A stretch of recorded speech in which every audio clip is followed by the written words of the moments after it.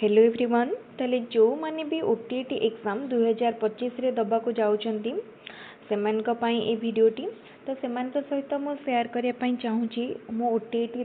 Exam जो वर्ष qualify करथिली तार किछटा एक्सपीरियंस तो ओटीटी मो 2022 सेकेंड फेज रे जो ओटीटी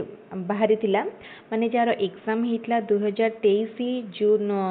जुलाई 1 रे डेट मन अच्छी जुलाई 1 रे एग्जाम होता तो से वर्ष ओटीटी एग्जाम मु देइथली और सेटा मोर फर्स्ट टाइम ओटीटी देइथिला मो स्टेट दुई थर देइथली फर्स्ट थर हेई नथला सेकंड थर क्वालिफाई हेतला किंतु ओटीटी फर्स्ट टाइम क्वालिफाई माने फर्स्ट थर देइथली एंड फर्स्ट अटेम्प्ट रे क्वालिफाई हेतला तो ओटीटी पाई मते पढ़ा को एक्चुअली मासेर पाखापाखि टाइम मिलथिला बट मासे भितर मु पूरा फुल टाइम पढ़ारे दे पारु नथली कहीं सेते बेले मोर मैरिज भी सरथिला एंड सेते बेले मोर झियो हबार थिला ता सहित आउ किछिटा गोटे ऑनलाइन ट्यूटर भाबरे मध्ये मु एवरीथी लर्निंग रे पढ़ौथली तो ये सब वर्क प्रेशर भितर मते टाइम हुएनी पूरा फुल टाइम पढ़िबा पाई किछि घरर काम करबा को थाए ता सहित पढ़िबा पाई निजे पढ़िया पाई थाए और जो इंस्टीट्यूट रे पढ़ौथली ऑनलाइन रे सेठी मते 4 घंटा टाइम देबा को पड़ुथला तो एमती जदि टाइम देखिबी ताले गोटे दिन भितरे मते 2 रु 3 घंटा मैक्सिमम टाइम मिलुथला मैक्सिमम 2 रु 3 घंटा को दिन पढ़ा को टाइम मिलू भी नथिला तो एमती भितर टाइम जाउथला और ओटीटी पाई गोटे जिनस बहुत काम दउथला एक्चुअली मु जोठी पढ़ौथली सेठी मते स्कूल पिला माननकु ऑनलाइन ने पढ़ेवार थिला स्कूल पिला माननकर डाउट क्लियरिंग क्लास तो सेठी जो मो स्कूल पिला माननकु पढ़ौथली माने 7th 8th 9th 10th ये चारिटा बैच मोस्टली 8 9 10th तो सेमानकर मु जो पढ़ाया भितर जो माने सिलेबस थिला ओटीटी सहित ऑलमोस्ट मैच कर जाउतला ओटीटी सिलेबस सहित पूरा मैच कर जाउतला तो मु सेठी मु पेपर 2 क्वालिफाई करची पेपर 1 अप्लाई करिनी काहे ना जेतु मु बीएड करिची तो जूनियर टीचर पाई ओनली पेपर 2 ही रिक्वायर्ड तो सेठी पाई मु पेपर 1 भी देइनी पेपर 1 दबार थिला कि जेबे नोटिफिकेशन 8 आसथिला जूनियर टीचर पाई तो मु माने देई नथिली देन पेपर 2 ही मु प्रिपेयर करूथिले और सिलेबस मैच कर जाउतला जोटा कि गोटे बहुत माने मो पाई हेल्प करथला मते तो मु कोन करथली जते बेले पढ़ौथिली से पिला मानकु मु चैप्टर को भला भाबरे निजे पढ़ी दउथली तापरे ओटीटी पाई मु कोन करूथिली केवल मॉक टेस्ट गुडिक जो थिला यूट्यूब रे से गुडिक दउथले तो क्वेश्चन गुडिक सब हेई जाउथला एते भी डिफिकल्ट लागु नथुला एंड सीडीपी मु जेतु एमएड करिची माने इंटीग्रेटेड बीएड एमएड तो मो सीडीपी रो फंडामेंटल मोर क्लियर अछि तो मो क्लास रे हमर रेगुलर कोर्स थिला आमे सब दिन माने क्लास अटेंड करिया को पडुथला सीडीपी आमे बहुत भल भाबरे पढ़ा होउतला कॉलेज रे तेति में मोर डाउट फल से क्लियर हो जाइतला और जस्ट थरे दिथर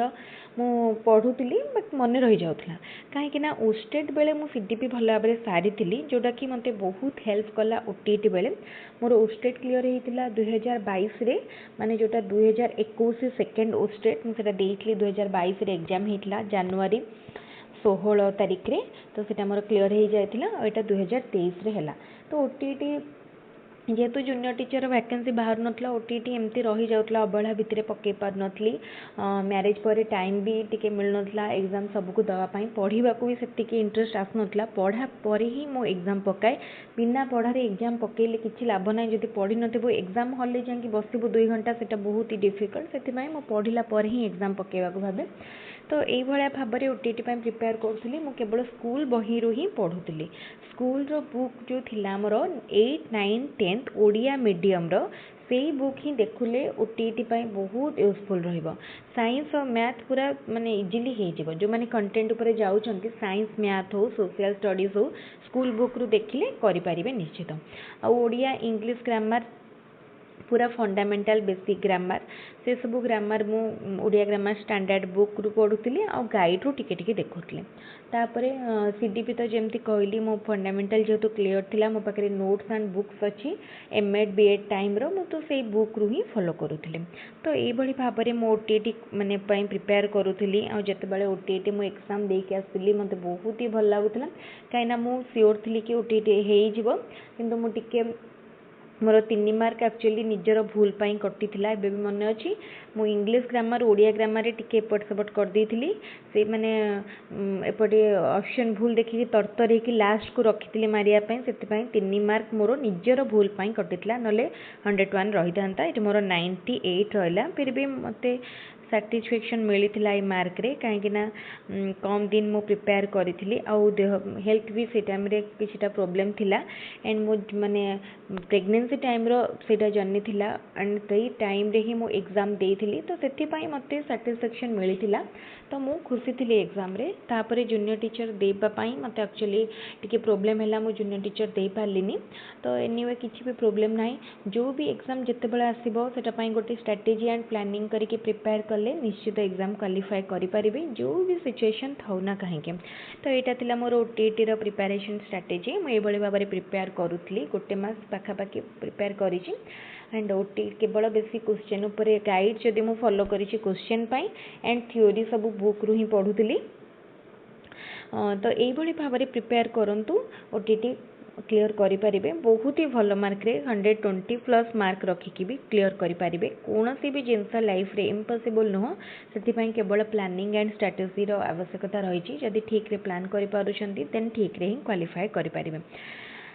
आउ गोटे वीडियो रे मु निश्चित शेयर करी मु किपरि भाव में कौन कौन कोर्स माने हमर कंप्लीट करिछि मु को सब्जेक्ट रे मास्टर बा पीजी करिछि तापरे पीजी परे मु काहेकि एमएड लाइन चूज कली से सब मु आउ गोटे वीडियो रे निश्चित शेयर करी जो माने भी हमर यूट्यूब चैनल देखुचंती वीडियो से माने निश्चित लाइक करंतु वीडियो गुडी को चैनल को सब्सक्राइब करंतु आ निज संग मन को सहित मध्ये वीडियो गुडी को शेयर करंतु तले ठीक अछि आज रो वीडियो को इट रखिबा थैंक यू पुनी आउ गोटे वीडियो रे देखाबो पुनी नवा सेशन ने देखाबो तो ठीक अछि थैंक यू।